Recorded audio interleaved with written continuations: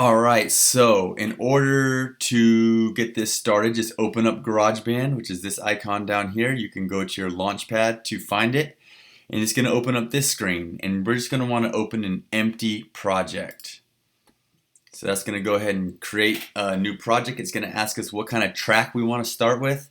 If we want to record our voice, we would choose this one. If we wanted to record with a guitar, then we would choose this one. If we wanted to record some drums, then we would choose this one. But we want to record an instrumental or some kind of music, so we're going to use this. You can plug in a keyboard, or you can use the keyboard that comes with the software. This is the keyboard that I was talking about. So as you can see, there's keys on each one. We're going to get into this later though, so I'm just going to close it right there.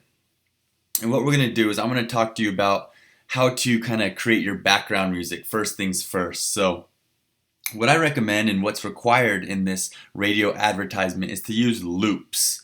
So here, this icon right here will bring up your loops if you click it.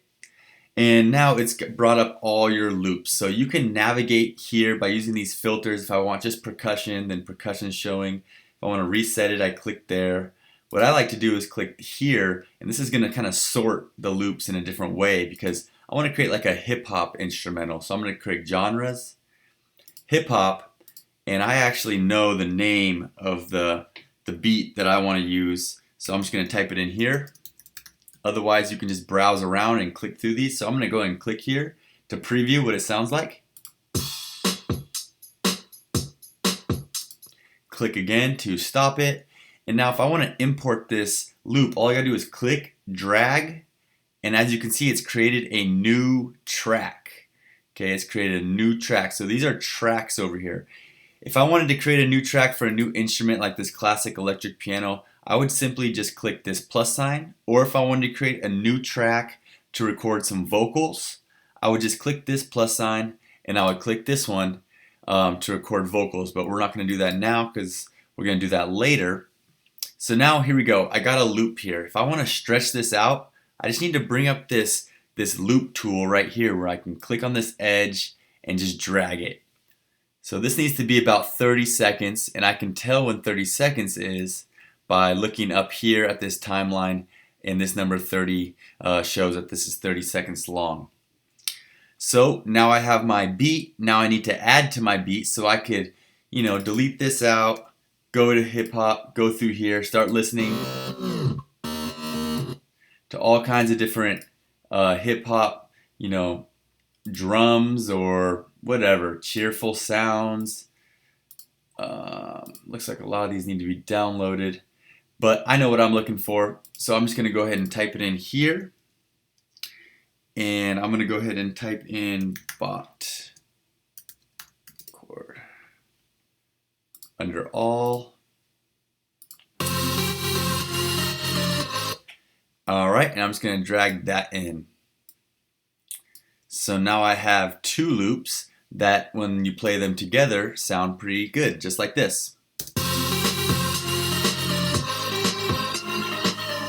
And this bot chord layers, I can tell, is really kind of overpowering the whole thing. So I can go ahead and adjust its volume over here by clicking here and just dragging down. So now let's take a listen to it.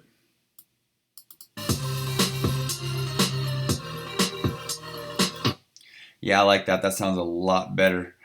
Also, over here, what you can see is this is the left-right pan. So if I put this all the way over here, it's only going to come out of the left speaker, and vice versa coming out of the right speaker. So I'm just going to get that right back in the middle again at 0. What these buttons are is this is the mute button. So if I just want to listen to the beat for some reason, I don't want to listen to this track, I can mute this. Or this is the solo button. If I want just to listen to this track and nothing else, I click that, and now I'm only listening to this.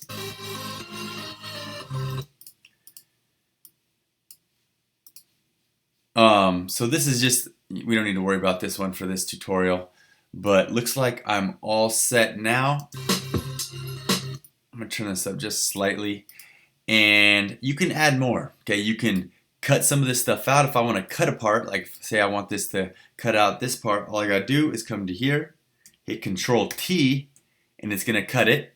and then move my playhead. If you want to move your playhead, you just click along this line right here, or you can drag it. And I'm going to go Control T again and delete that section out.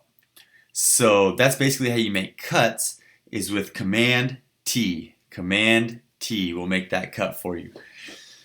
So that's basically how you kind of lay down the loops, and I'm going to go ahead and stop the video right now because I think that's good enough for this video, and we can move on to the next one.